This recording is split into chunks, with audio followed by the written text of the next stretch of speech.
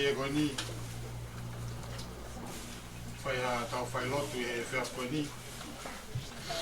Te ke wha tau whai lotu e whia koe ni e ko tau whawhetai ko tau peke o tua ko hei koe ne takihanga. Taki whanonga whaiga te tau tō, whawiri. E malawa ai ke tau tō e whiha aki whiwhia. I whunga e me keresi. Ako hai halata tai whiwhia. Ko re peke tau hiwa.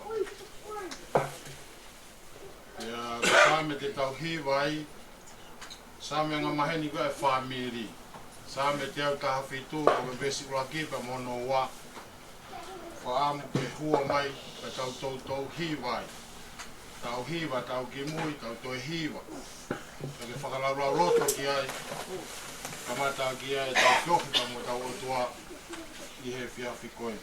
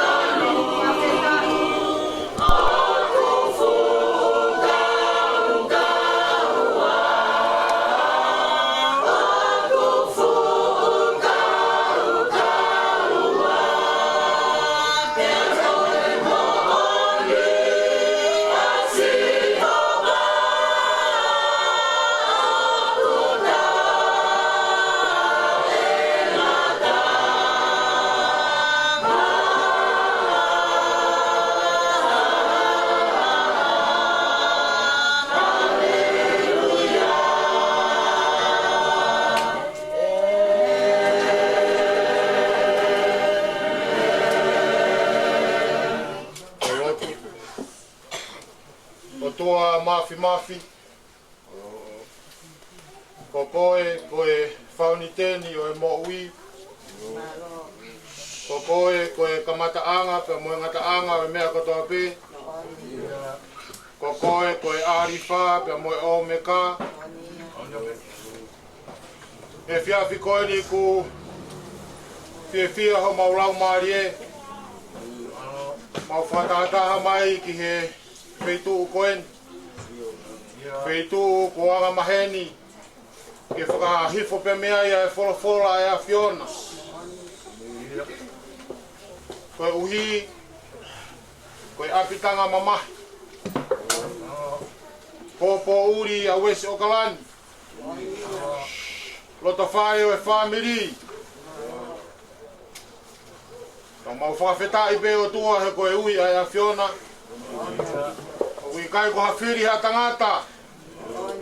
Ui kai ko ha mauloto. E ka ai ke he mauloto, mau whakaamu ke mau nofo pe moe peki a ke lau ta. Ka koe hui koe ui a Fiona. Tau mautari ko au ki ai pa moe whawhetai he whia whiko e. Pau hanga atu he aho koe ni ke hoa whio. Family e. Whai ho mau whatutu. Taki o e family. Sleri fotu. Koe lahi taha e family koe.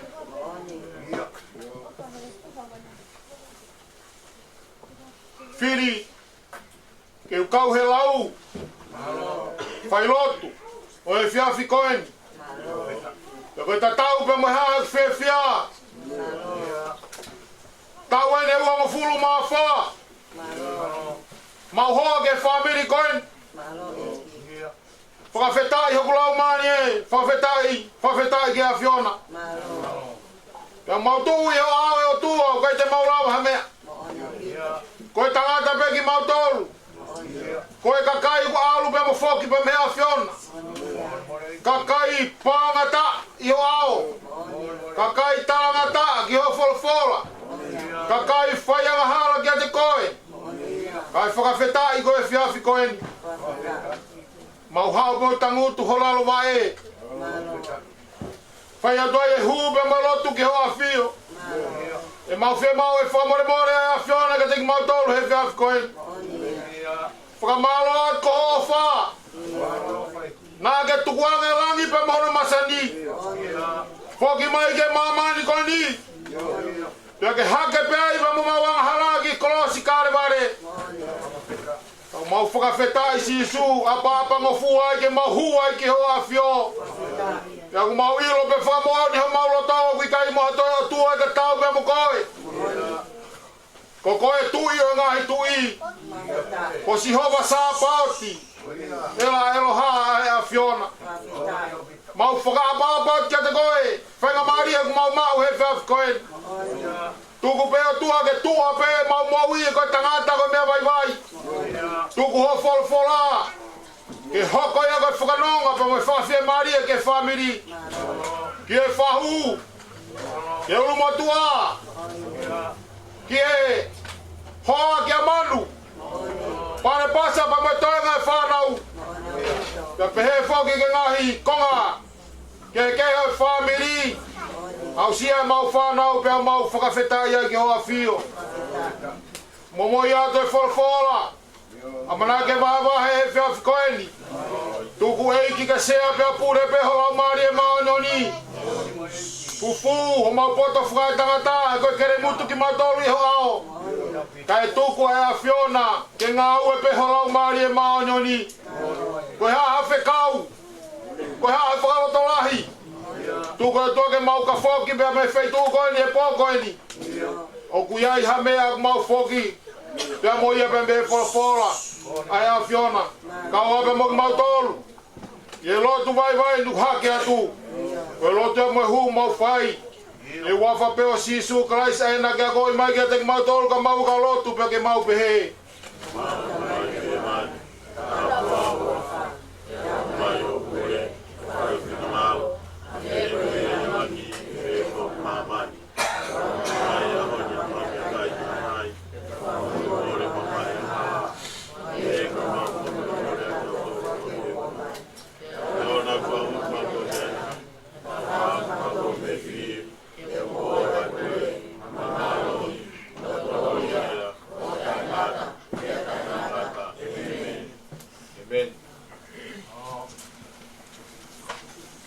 Folfola. Toto mai e whiawhi koe ni ke hoko ia koe whakalotolahi ka teki tau tolu. I apitanga mamahi koe ni. Toko peia pe mihe ki piseria se misi. Vahe koe ia no tolu. Vesi ono taha fitu pe mono taha walu. Ke whia peke lau atu ka teki tau tolu. Ke he whiawhi koe ni. Hoko ia ke whakatolahi ka teki tau tolu. I he whiawhi koe ni. Ai aku pehea no lau. Ka koe poto ku mei olunga. Ko noanga tu umua. Koe maa. Pea hoko ai.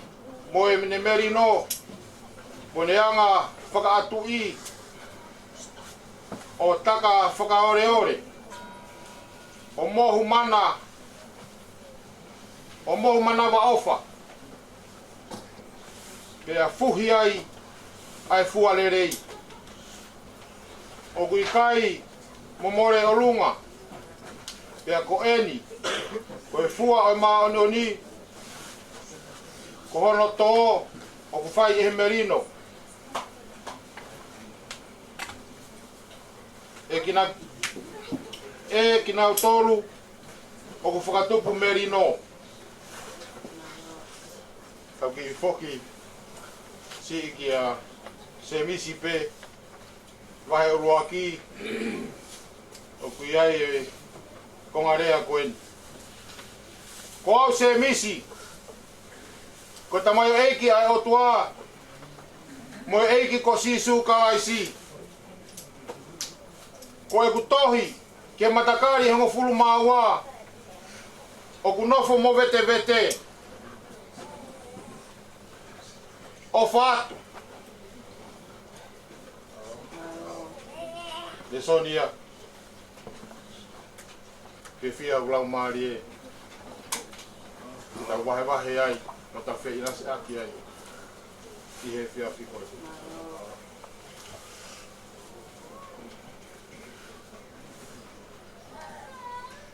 que vai pa me fola tua pa fitai o lau mari fia fiko o hi ko e tutuni ai ulo e family que to e fatongia mama fa e fia fiko pea na kutari roto fie mari ngai mama fa o fia fiko ya mo ni ngai fai lotu pe me mua la he kakai rere i family kakai na wo ako ki fola e o tua kakai matu o tua he family na wanga he fua patongia he lotu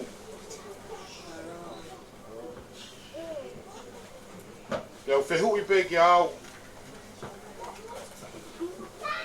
kako hai au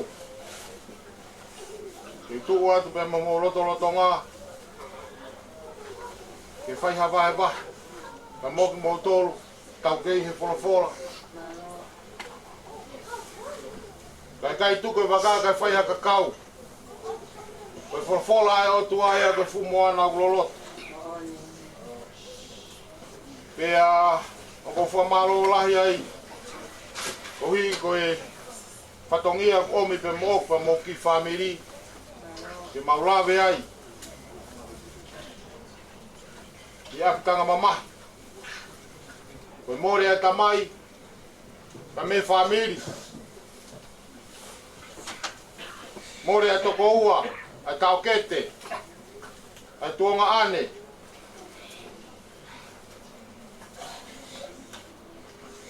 kam tau whawheta i koe ui maoni one o tua o ku whai ke he roto whare koe ni ke tau kau whataha i he whiawhi koe ni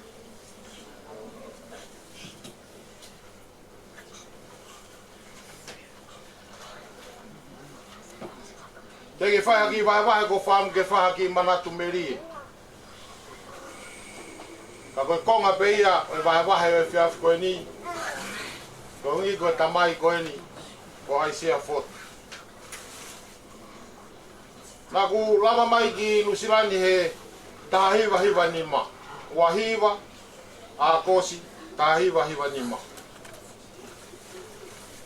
peau mauhoa ya mofane ko o fefine ia o komanta fotu i tahiwa ono ni tahiwa ono ki ahoni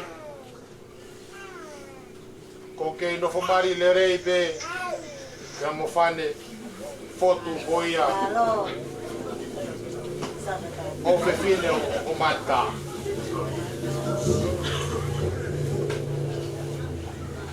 Ko kumanatu merie ki aisea ko tangata na e whakalongolongo aisea he kuilo iko e awe taimi na kumari atua. Kana whanongo whamiri ko tamai itai. Kana teke uilo uiha ita aisea he taimi ko alatoi ki kurerini ki hono api. Maka alatu mo whanebe matalano anga whano whenga e whakaikiki mai ai whamiri ka koutui ko mea totonu pea, koutui pe mo mea ke eke whoke whamiri ko whe tamau i te ita, me tamau i kai i te ita, whe tamau o wha, me tamau o wha ko natula pea o mea ko ia. Ka kou seo taim ko tope ko ala ki kurerini whanga tonu pea whaneo taki au ki peito. Peito. Ino pena e tuo taha e kuhero to whare o aisea. Whakatatau ke ngai whairotu me kamata aho uaki o mai ke pōko e ni. Ko ngai talanoa merie ko tangata whaafu ofa aisea. Fua ka venga pea moe hafu. Aisea.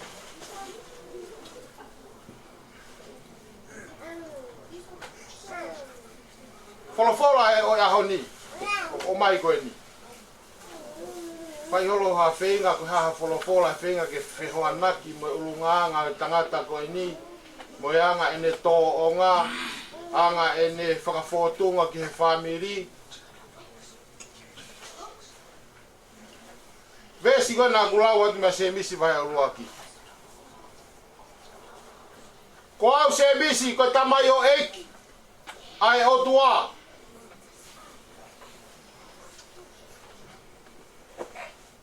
Mo eki ko sisu kalaisi. Ko ku tohi ke matakari hango fulu maua.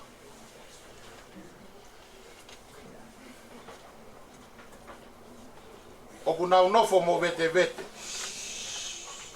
Pea whakaosi koe ki phrase wha mui. O wha. Ko wanga ki ririu he pon. Toko a se misi, u fula mate a se misi. Tau e ni e wanga fulu tu wange au e fola koe ni. Whakahu ai a aise ai, kau sio kau wanga taki mai ki tau tolu. Ke tau alu ke vesta fitu, kau me taha walu. Ka tau mau, kai uhinga e fola ai poko. Ko au aisea! Ko tamai o eiki! Ai o tua! E tau tui huki e pōni. Ka whanonga ngahi whai lotu. Ka ke te ao ngai fola ia ka aisea, kua si he wani a aisea ia. Ko e fola koe ni ao ngai ia ki he ulu motua. E ao ngai ki he whahu. E ao ngai ki he whaiwhekau. E ao ngai ki a koe. E ao ngai ki a au. E ao ngai ki a manu. E ao ngai whoki ki he whamiri. Ko e pōpoaki. Ai tangata nei osi ilonga ene ngā we anai māmani. Whakamooni. Wawini na oratu na whakamooni. Na ko whamooni ko moutalano. Lega pana moutalano mai ko aiseana e pe. Kakake whamooni te petlau loi. Kana aku whamooni. Wafa sisu ko uplea te aoni na whamooni kene ngā we. Ko tangata nai ofa. He nā kui peito ka whanongo ki lalo. He kakai. Sai foki e whakakaukau pa nau talanoa ka whane a honi. Taimi koe nei vai mā polo seki. Nei kau mo ia he nofo he api o aisea. Pea koe uhinga ia e kufu. E whakalotalahi ka te tautolu whamiri. To o se misi ka ai koe pōpoaki a aisea te tautolu. Koe whehui e pōnini. E tala mai he wholofola, ko winga na ne pōpoake he na ilo e se misi unofo mo vete.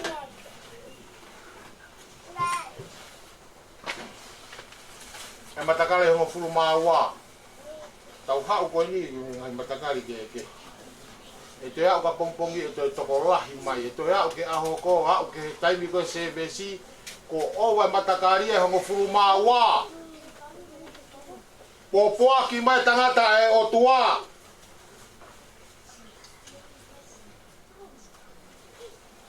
He na aku whanongo, iau iro pau ko aisea.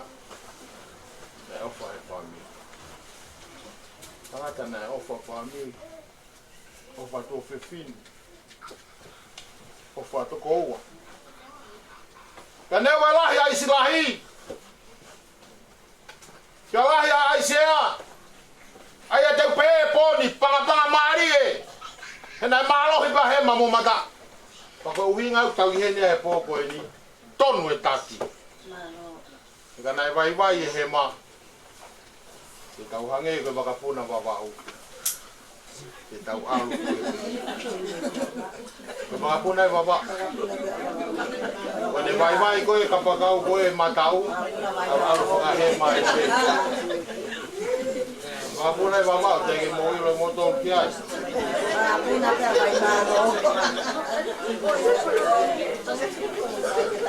Maari e la. Ai kunofo he aho koni pe o whakakau pe. Ke whotunga pa me whonga ta mai ko ne more pa me whake. He koe mwongo, o kuongo ke he kupu e taha. Ta lawe aho to nima koe. Mwongo ka atoa koe tosi. Tau ai tawanga. Me ta whaki koe ke ta whaki koe. Me mua ki mui. I he tau whakaapa ke tangata e o toa. Te tai fuki te aonga e wholofonga e koe ni. Kia aisea. Tene au singawe i aisea ia. Kono hala. Ko he vani. Koe ne mo ui ke he vani. Hei ilo koe pe kuia ha whahinga mea koe ke wilo au ki ai. Ka koe mea ni kou tala atu na usio tonu ai ko tangata fua whatongia. Na teke usio au tae aisea hata. Na whanongo tala noa na ne tala tu i refu. Ka nai kai ke ilo ana i ke usio au ki ai. Ka na whanongo ana ne tala tu i refu. Mahalo kwa mea e tau ia ki mui teke uhau au i. Ko isi eni mo tu i refu mo poloseki. He ku whanongo ke whakahoko e whamiri. Ani ko mafi mua ke siu. Koe tō he whamiri e tahataha. Whanau e tahataha. Angai aisea. Koe no ulunganga re rei. E ko wongo. E whainga au ngō mau e pane pasa. Ko me tō ngai whanau. Mori e tangata e kia tau kōsi. Wawe lai tae whamiri. Whanau e ono. Whai whakatūtū pe o tange whane. Wau te uhiki ki mama, wau no whatau he tamai koni. Te whai ai whanonga, tamai whane, hangange te tamaa vai. Te tange whane, no whamo eiki, pau au mo eiki.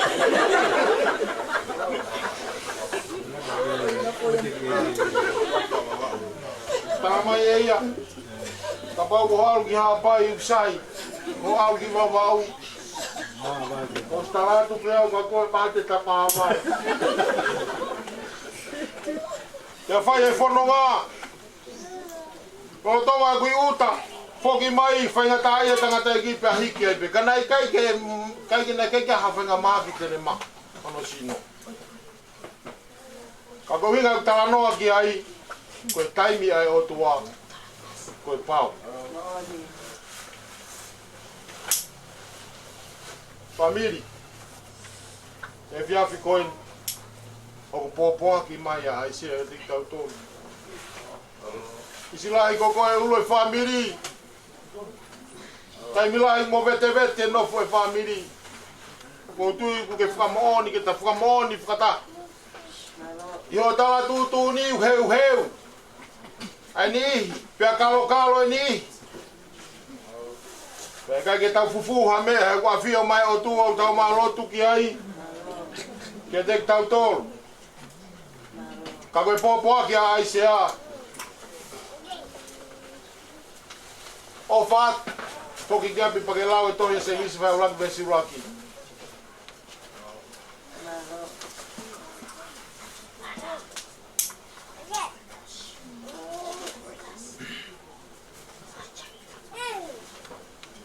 poto. Me yorunga.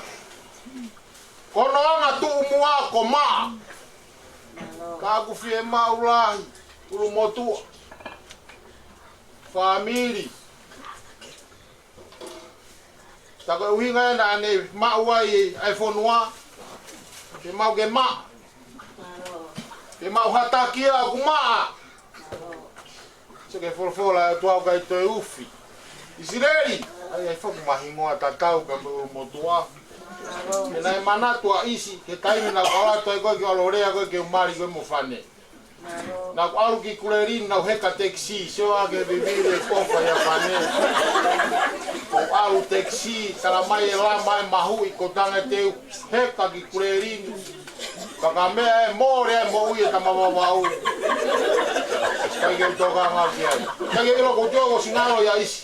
Wala to tangu te lo anga pe fukarea ka isi tangu tu mai sea. Pe ai mo taimi na toki alwa tu ai go o meho ko tahawa. Pako kule ani. Isi ei. So ke lea e tamama mau. Ko isi pia.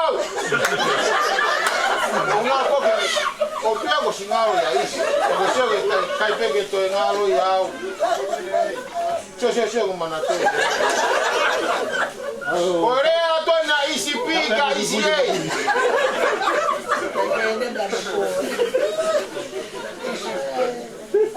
Malo je mau ke tau. Nofo. Ihe maa. Ika ingatai, pagalawe fola. Koe merino. Nofo merino. O si fo iau he ngutulau. Koe mili koe di. Awe se koe kukue o hame. Kakania babui. Ulahi e ngutulau he rotoi family. Sai, tekere wa ia e nanga e nofo ke he mamao. Ungana ko mase misi vai uloaki vesi uloaki. Ko uhinga na ne faya tohi ko ne iroi o mo vete no fo. Hanga te tau faya mo vete. Ko tau hanga feinga i mai. Ko kwa no lau e au ia na te ki ata. Ko no lau e nai atu re fu. Ko no lau e ania mafi. Soko ngai me ai tene hanga yo o mai ki tau tō. E mea ku whaamu gai whoro la koe ai. Ma ai no fo! Ke pe atu, o whaatu isi! Pe mai isi, o whaatu isi! Ma ua te pe atau o whaatu, he ku hohoi. Ka pe taimi koe te usi tu ai. Sio ke whi taimi whai ngata ai. Koe tunga mai ai here tui. Ka kuhanga he wholofola he poni. O kulea ma rohi mai. Pau te ke whakakau le rei ke wholofola e o tua. Koe tohi e a se misi. Se ne ilo. Mo vete. Hako he o fulu maa wao fie maa uia ke fusi mai. He koe ne fie he mua ko tau whetakai koe ne tau lotu. Koe tau whenga ki he van ka aisea. He reni. He kai te ke au sia koe ho te tike ke toi sio ki ai. Ka pau te ke futokanga ke ngā he konteina mani o ke. Kene horoki e ia he kai te ke au koe ke aisea. Manu. Ia manu koe ke sio ai. Koe toi whakataha mo aisea o pau ke whanga ma. Folofola e o tua koe kau folofola ia koe se vaniti pe au hange ko se misi. Tau hoko atu. Ko tui ku mahino kaki moto le folofola koe ia e o tua.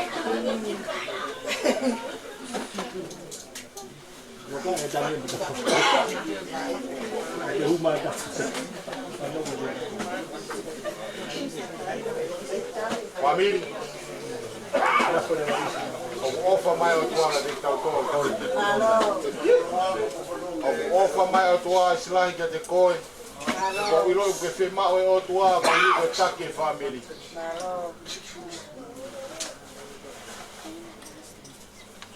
Kau fotu mua e ko si sukalai si he pō koe. tau mata i kolo. Tau whakatu mua e ko si sukaisi. E anga e tau whetau hiwa aki ke maa. E koe maa ko si sukaisi. O koe koko e moa. Ka maa e tau whetau hi aki. Koe family. Nā ku maari mai e family e taimi koe. Ai ai e moutu umaari e. Tuke o keu kano mena o sio ki ai. Koe ko hapu. Talaihanga mai. Mo mea koe wou ngata. Hene ki mouri ka whanelahi. So nai mate whanelahi ko smari koe mo whanesi. Pea ilo mo ngā ue. Heke te aha family na ilo. Ko koe ke tāno ko ni ke tau hikisia pe tau lawa hamea. Ko whē wo ngā taha ko ia. He waru mo furu mo e. Fitu mo furu mo hiwa mo furu. Ko whē ia. Ko ngā ko whehu ia i. Ko hau tamate ware lawa i maua mo nai he tala tutuni mai ai taki. Ui ngā kuha ma mao e tau whi ofa. Ko aisea nai ofa he kakai. Ka e whaamiri mo e whaamiri nai ofa i nane whawhanga. Nane make sure kuia i e sipi ke ne kafu lalo whare he taime o momoko. Nane whoro e kona. A sai ane ke mōre ia papaku paku. Ka ke sai koe.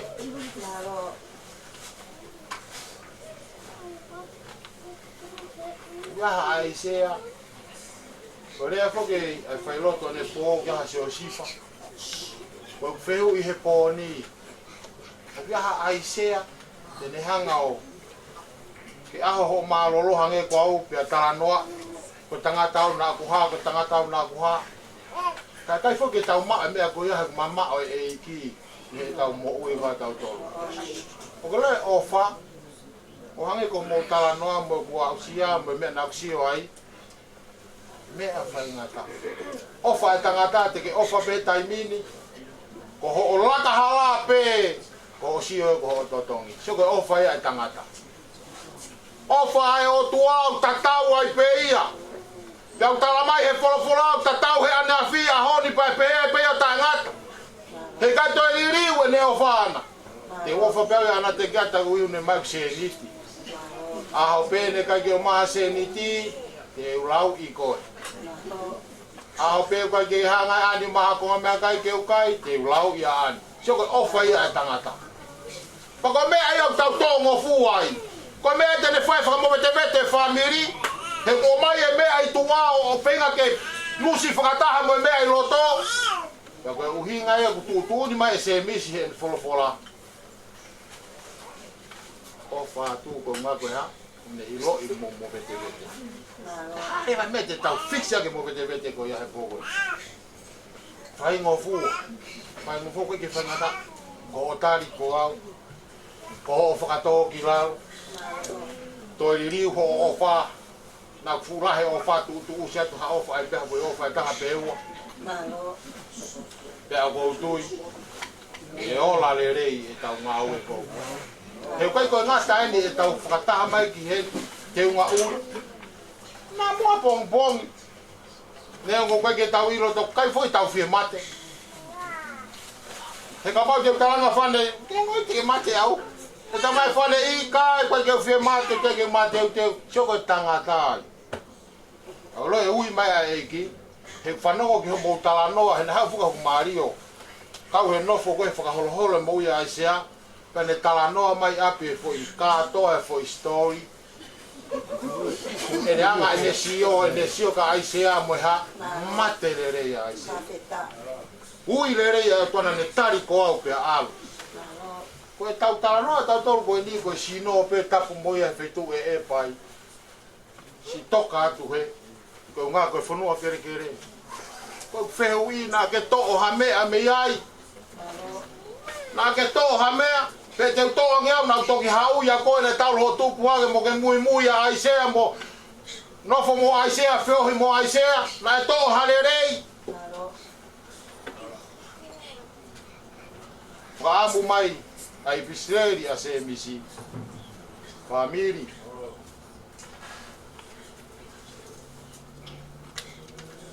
Mo penga I mo anga ma. Penga ke mo nofo whio fo fani. Sio so ngahi me ko na whakalau mai pola. Sio tamai o taka whakaore ore. Ko mahino I koe ke wharea pola. Na ia ko ve na e wha ia e Steveni whakaore ore I peia e Aisea. So ko uiga rea whakaore ore. Na neanga peia o ko ofa pia saipe. So ko he rea pola. O mo manawa ofa. Ko tangata na manawa ofa Aisea. Ono manawa na ne ofa. Na ne tuku haana. Ka ne hanga share hama ni mai mea na ne mau ke kakai. Moi whamiri. E nā I roi pau. Whamoni. Mate tangata e otua. No whati he wani whakawhi ao e hau. Ko koe ni moa we po koe ni. Ki whaingi whanonga. Koe hala e ko papu. Koe pau ke ta fōwai. Kehe aho mono taimi. Ka ko pau ke ta fō ta ua. Koe hala koe whehu I. Teke te lulululu mo Aisea. Pane pasa. Ake siu. Ka kuke whemau ke toi whetaulaki. Ka moe tamai koe ni he pō koe ni. Maa sisu ke o mo ui. O mea sisu ke ofa mooni ai pa e whakawhotunga rewa sisu e ofa. Whakawhotunga sisu e kātaki e whakamore. Penga ke whakatupu merino. Ki whamiri, whakatupu COVID ai. Tawa mai e he whorofola tau whakatupu merino. Ka maruta no fo.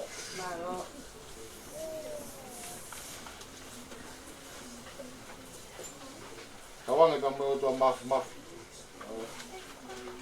Ene taki tono o tau hala. O tau hungufia, e ta mai koen, so e pe po e tolo.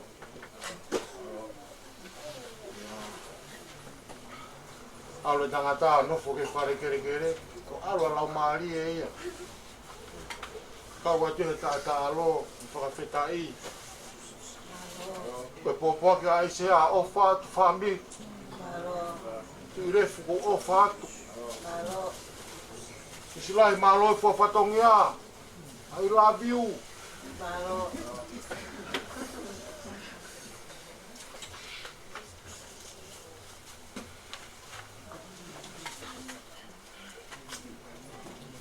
Tuka sisu. Ke hoko ia ko matai koloa e whamiri e pōkoi. Tuka sisu. Ke hoko ia ko motoro. Ke tek tau toro. Tuka sisu. Ke ne taki e tau whanonga. Ke koe moon. Ka tau kanofo ia sisu. Ke tau ma. Ai kolo. Ke moe. Ponua ko he wani ko teu he o tua matik tau tolu. Neunga taimi whaingata a koe. Amen. Kore ke tau Himi.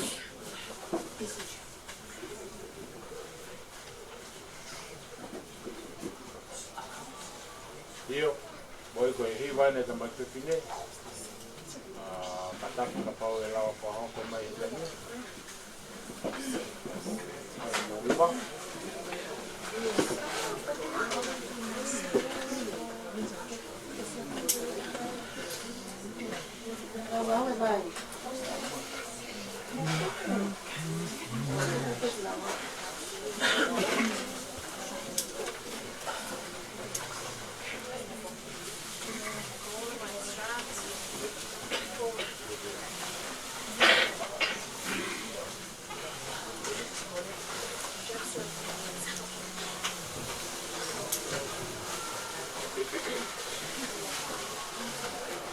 Taki si o pe o te lau mai e.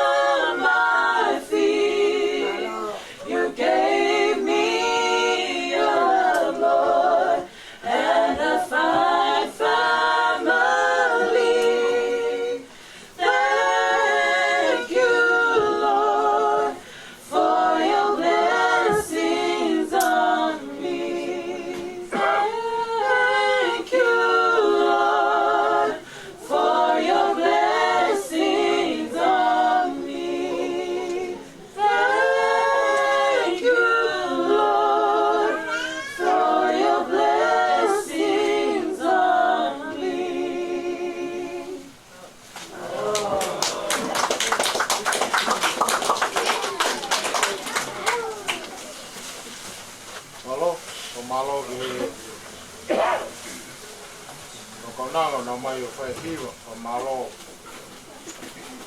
Kupo mai ki he tau programa e Piapueni.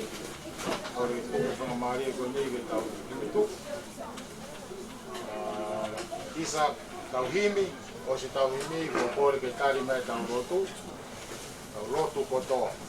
Wam ke tau lotu kotoa e Piapueni. Hiki hako tau whamiri, hiki hake unga ka na tō lalo hono loto hawhai na mea. E taimie ni tau lotu whakalukua. Kore ke o tuahe ni tokone. E ala mai ni mai o tuahe ke tokone. Ataha ki me whakate ke hiri ko ia. Ke toki wange ke tangata e whakikau. Ai aparo, kine lotu toku ma ki tau tolu. Osi ko ia pa te tau to himi. Ko e o se himi, pa te tau keresi atu. Ai tau whai rotu ko ia i he whia whini.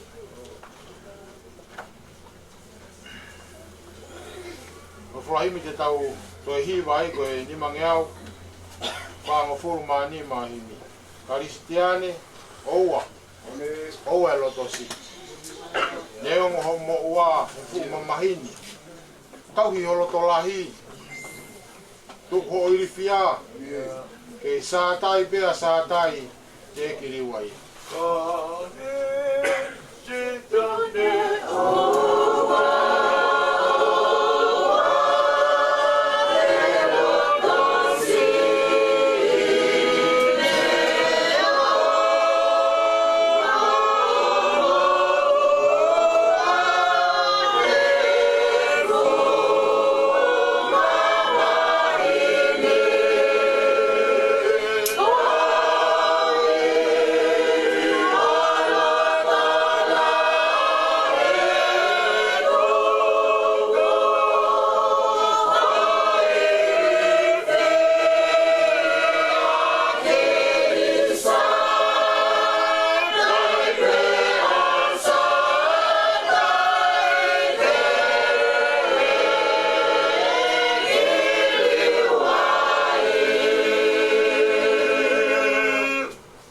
Whakateunga ai rire o i wao, mea kai e manupuna, kui kai ke ngalo.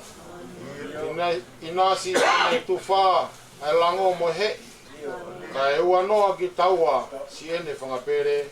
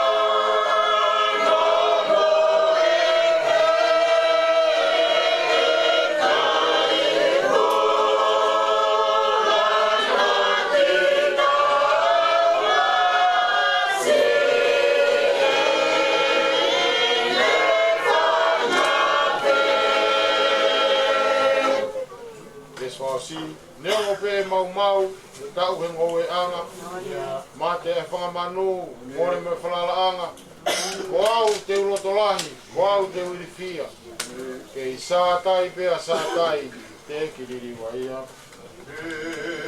Oh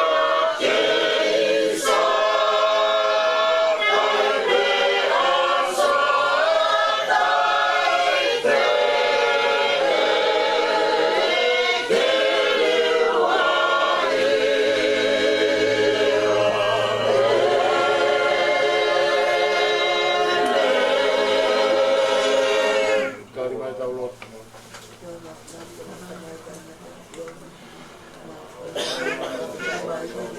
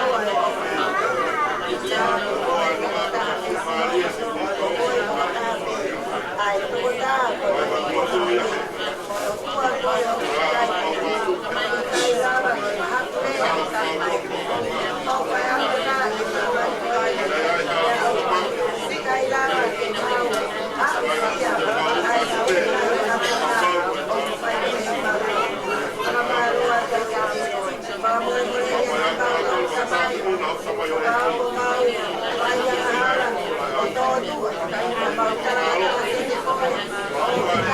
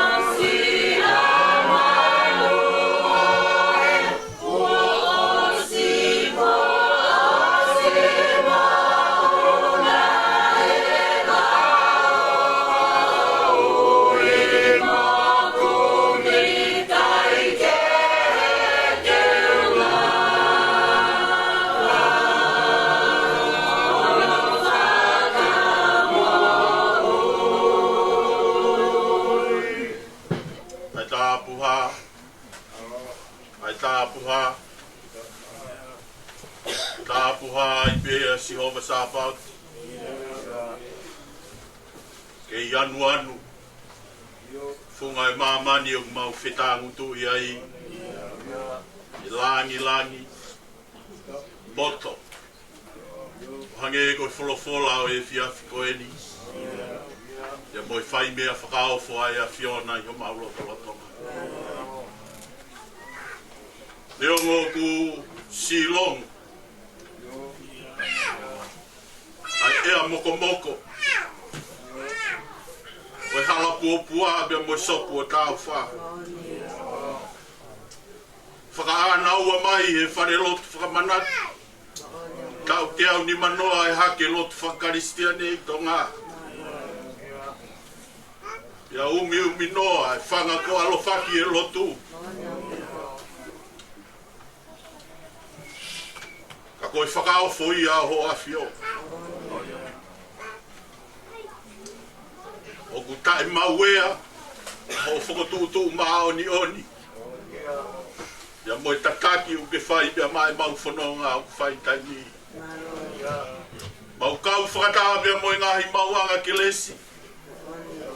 Kau mai hake anga whakawhetai o e whiawhi koeni.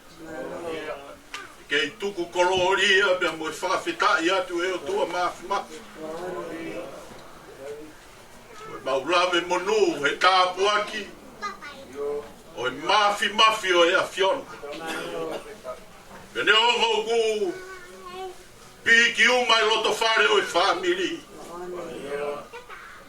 Ia ku kau whakatahai bea moe ngahi kupu whekau aki. Ke tari ai hao a bea moe maa oni. Ai ui ai a Fiona. O whai bea maha mau o whaanga koe. Ai sea foto. Mau tupu hake pei ho mau kolo. Mau wholau mai ke whanua muri koe ni. Iau moni. Ai koloa ko tō mo dek mau tōlu I he whiawhi koe ni. Tangata. Nā ke whakateunga ki e ke lesi ai a Fiona. Koe mea ai au ku maulau. Koe koloa au ku fotu. Moe ai here. Mo ui. Pia moe uhoi. Kulu nganga o hatangata. Koe ke lesi. Toko nā ki pia mei I tāni. Moni e tala loto ku whai e paula. E kāinga lotu I Filipai. I longa e ngahi mea ku maa. Longa e ngahi mea ku mooni. I longa e ngahi mea ku totonu. I longa e ngahi mea ku whakaofofa. Longa ha mea ku ongongo lelei mea ku whakamalo ia. Koe mea ia. O ku ne toho aki. Ai langi o e a Fiona. Mea iau ku tala loto ki ai o sevaniti e whakawhamiri o e whiawhi koeni. Koe kelesi, ia moe toko nā ki beia e a Fiona, e whakateunga aki, aho mau o whaanga koe. Mau haha o ke kau whakataha mea moe whahu, kau mai urumotua. E pehe ki he witou. Au mai fofonga ai whanau ke moi whakamoko puna. E mau whakawhetai atu e o tua. E nā ke toko nā ki poto. Koe kelesi peia ai a Fiona. Me au kutuunga i e mau whakawhetai. Malo atu. E koloa pia moi tāpua ki koe ia. E moni pēnā ina e apostolo. I longa habea nā mo wako.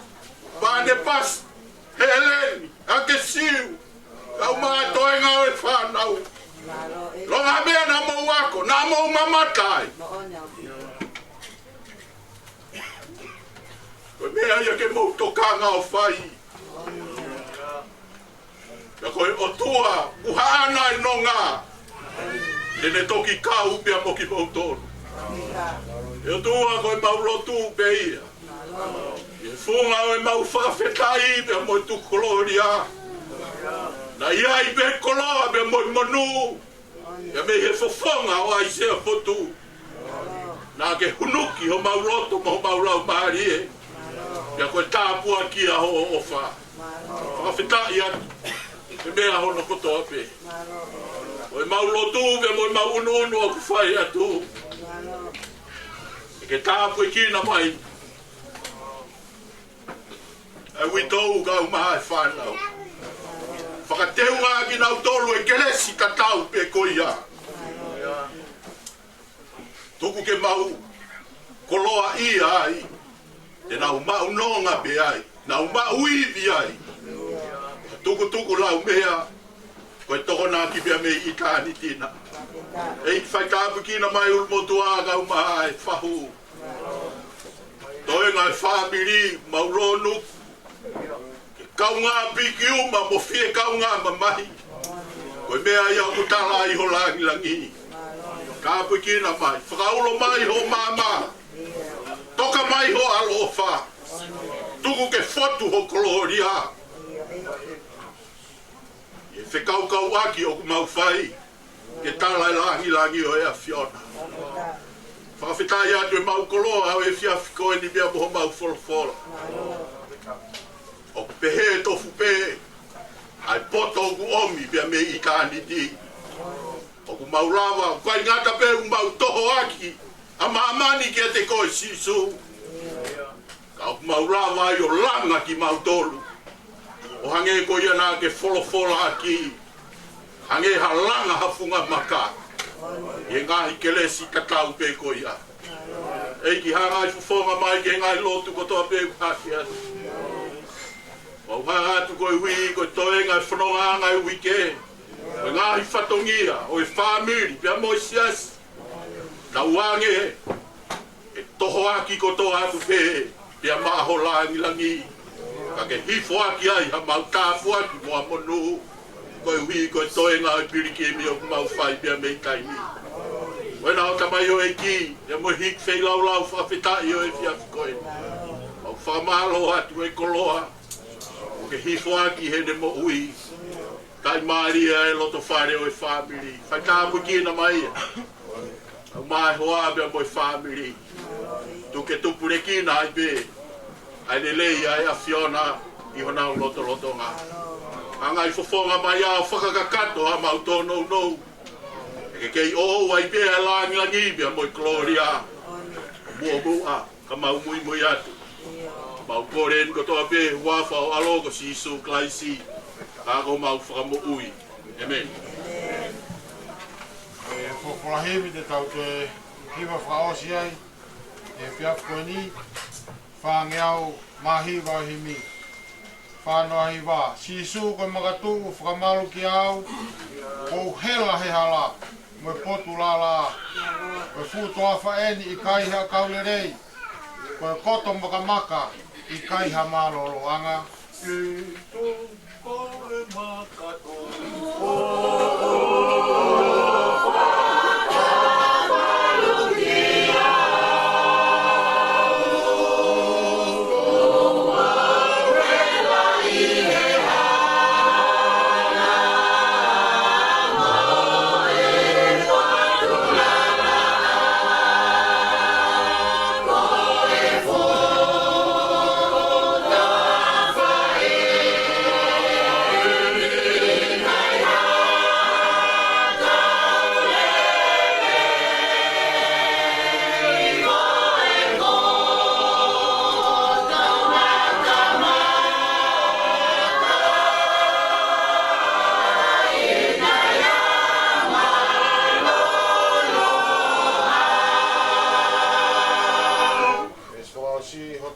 Makani e te whakawhare mai.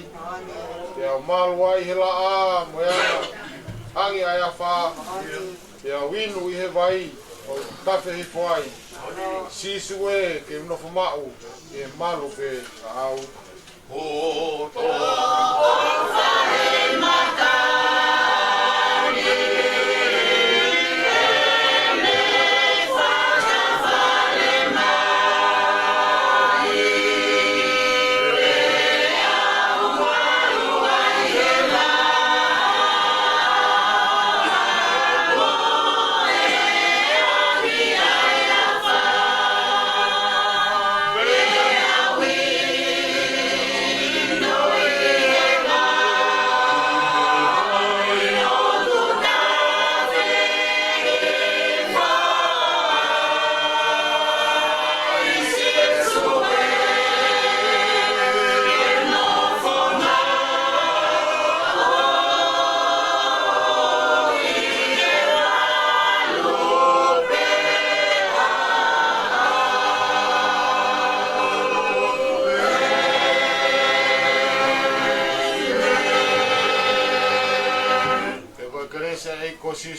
si no po mau e toa o lau maari e maaloni e tek mau tolu pe aua na hiri kai whai pe o tāngat.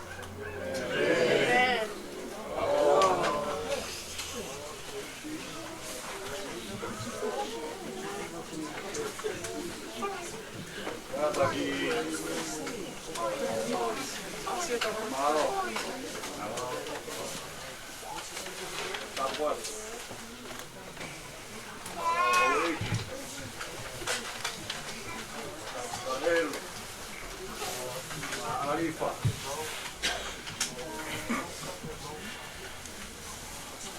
E patapati e kau.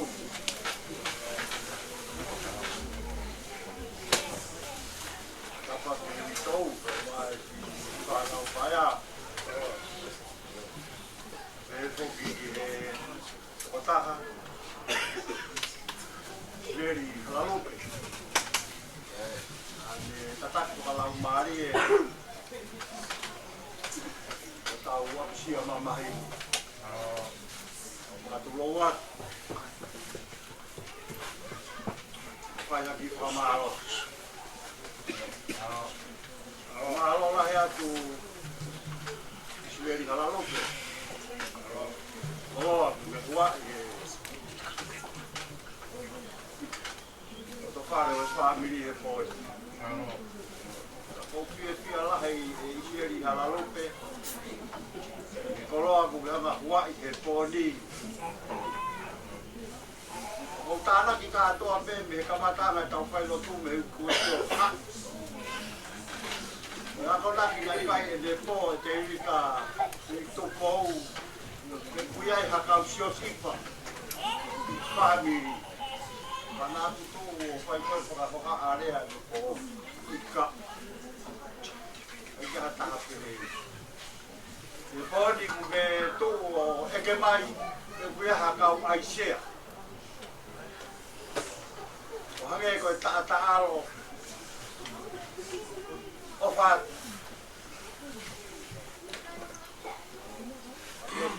whakarea mahi konga koe ki mua ai mo veu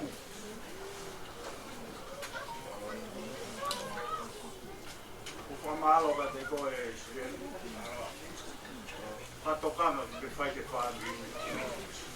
Rea tuku mai aki he e tamai o e ki e aisea. O pātu whaamiri. Reanga e korona o whai. Reanga e tau whiofa o whani. O tau whiofa aki. Reanga o nā kie ku o mai. E taki mua loto e whiafu. O e ume e a whaamiri ke tau whakaongo. Alo e tokataha e muhinga e tau patahataha e ni. Nga ie whia koe ni tau hoko atu, tau tānaki mea anga ke tau. Koe mea anga koe ake tau moiaki, koe moi merino, koe moi whio whani. Ikau ki tau asi tau tolu, hae ka whamatala, na e whai he taki pua lotu, na e mari mai ke whamiri, me whamiri tai pua kaweka. Tai. Mau pai ke filma ui. Filma pe ke tau merino tau tō patau pe o whai. Mea pe ia taha filma au. Koe ka ki kua lotu. Kua maro lai atu tō. Tōka ki kua hanga whai. Aunga ki tō tau ki whamiri. Kua maro atu whamiri. Ki patahata mai. Au tāna ke mai koloa. Nāna tau whai lotu mai, auen ke oska kato i keni. Kua whekoutia mo wheuma. Hoka e nai whai lotu ko ia. Anga ke uitou. Anga ki si whanau whaia ka paripatu. E reki, hake siu. Soana. Lātu.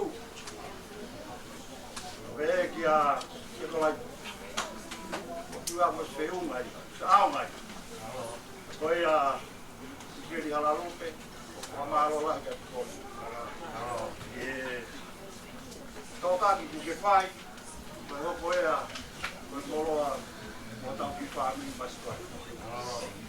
O mara tu fai kau. Yo i he poni. O kau e ko mai le siki family masiva poni. Uma family para e iloa. E lava mai. O ngā kau e poni pa maula ko. Mara tu mo tolu si kai ngā ko pe o i he. O mai ke ngā kau e apisia whakataka mo e tau me si whanau whaia. Whatua e me whatua koe me whakamaro. Pai ke hare ai a te unga. Pai atu maa mo tau e kai opo whatua peku mo whai. Te eke whanau a ku me tua whare koe nau. Whamaro atu kai mo tau e ngai ngāo whatua peku mo whai. Tau le kamata. Nā tā tō tau whatua whai. Pia lahi ai ko tanu ko pe mo maka ni ngā ko to pe mo fai pia ai da family ave to tala no a sai pe ke tau masiva ma uraro a tau me no pe mo fai alo ya oi ai ki pa malo no no pai ma mo to family ave ka to e ka mo lot pa pe tai mo ma rie pa pia apa nak ke fai apa tu apa ke family malo dia ke pasau malo ke koi ai aki dia masih bakoi atau kata hai bagi family ko ni koi dia long kota ko kau sien di apa ni bos itu untuk tahu dia kata pai te ni a pina e nai kai mo o silope ki patapo e vai a si tau poloa pai te tu saki e ke pokava mai me tau saki o si ava poloa tari pinta mari e pe ko tu wen o pon tau ke tu ki pare mate ki ringon tai vi vai bu atai pare eu fiz tudo da com tu curelo mo falaite ya não é fe ya tai mi wa pare mate a pomi pomi e ono e hiva tá fai lot e fitu Ibago, tá tudo é para que ele tá inteiro, mais matar tudo. Tá bem que eu tô falando no tá bem para falar isso. Malanai ai se é como tô aqui. Vai para, tá me vai para que eu não. Ele me que iba. O família com pouco pesquito. Kamata e fai lotu e family. Eu tava com a palavra bem. O pouco do moli. Tá com a família que manda tu meria. Hoje vem tá fai lotu repito. Quando já fai lotu é rumai, vou manda tu meria. Tá o pepe que é o detalhe que tá punha aí. Tá fai lotu, vai que iba tá fai botar aqui para tá todo com pão todo tudo para tal os por el oro me tá pé se to ata to se asia vai de bolia de camata para de cabo de se to ata to oni tá pé com fitu por falar que cao o to de que corre de corre tau palapu e soko tau hau na uie falai te uie fai lotu a family hui a ki mua pa talanoa pa fai tikau hui a ki mua o sia pa toki fai lotu ai pe ai sia o au ke le o si tentapu o kore kai te kau, ki haa mo tā whānau, nā mire o mai, o whaihana o whāwhāpa whakaosi, ki me pipa, o aisea, ni whalai te pate ki ke mea ai kore ki ke haa o tātaki, pai lotu e aho koia, te kāwai whakatahai te mo whāmiri, a toki hoko te sia sia. Kore e wak te pik, koe pai te kau, ke hanga o mea, te mau e me kalaku e aho. O whakahu wai peke ke kawa mea mai, pai matahai te kalaku koe whāmiri. E kāwai pe i ai ka tō wat lewa sia sia. Koe kore me peke kau ka tia si nai, ai po kawan ko ya ke buwe family ko au mai ko to kata be ko I family ko fa ko kata ai te ya so inga no e tai mi ya pile pata te o no fa ka o si kai I vai mo fo ko te ko fa na we ko tanu to be na kai ko fa fa na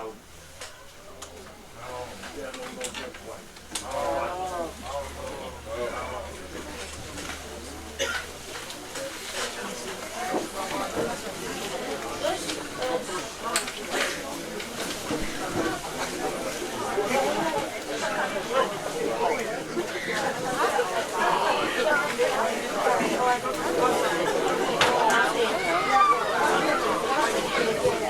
Alô, filho.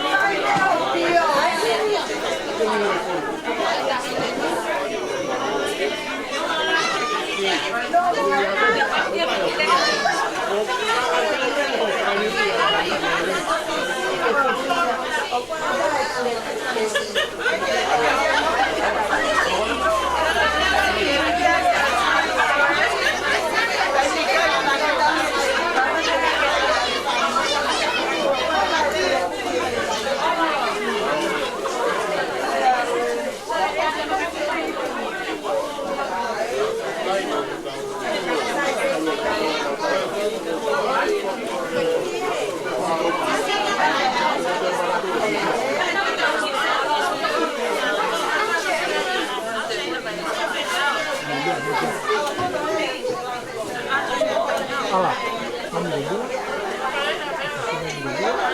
masih 9.000, tapi kita ya.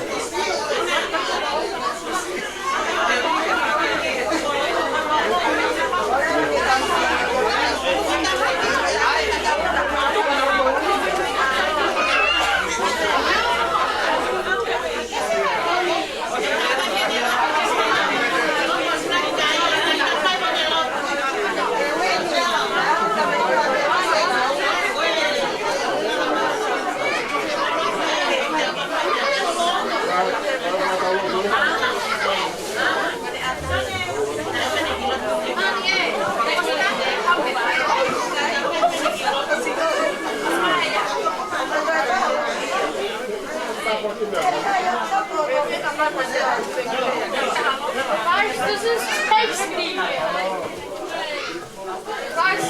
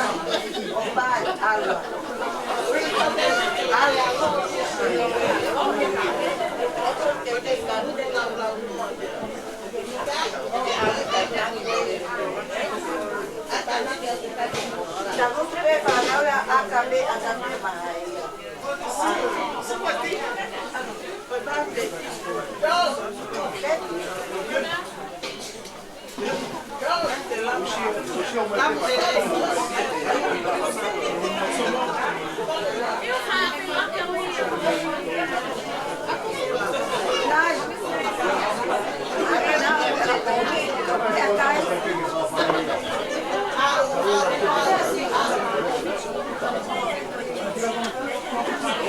O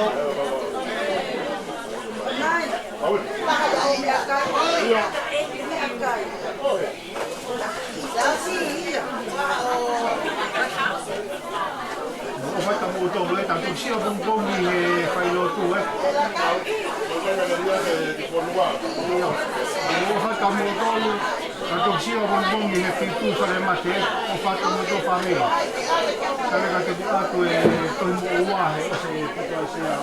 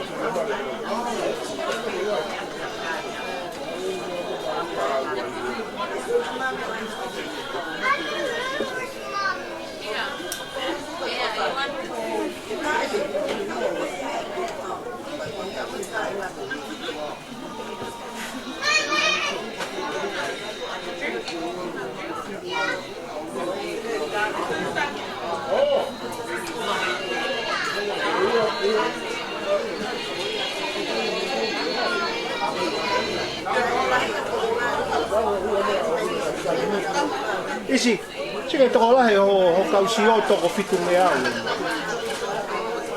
Toko fitungi au e kausio mai ako. Toko e whahinga o kutangi, pa koe whahinga o kumbe o kutangi. Mo tangtang le na oso molo i matahe e whahinga tu. Malo isi. Malo.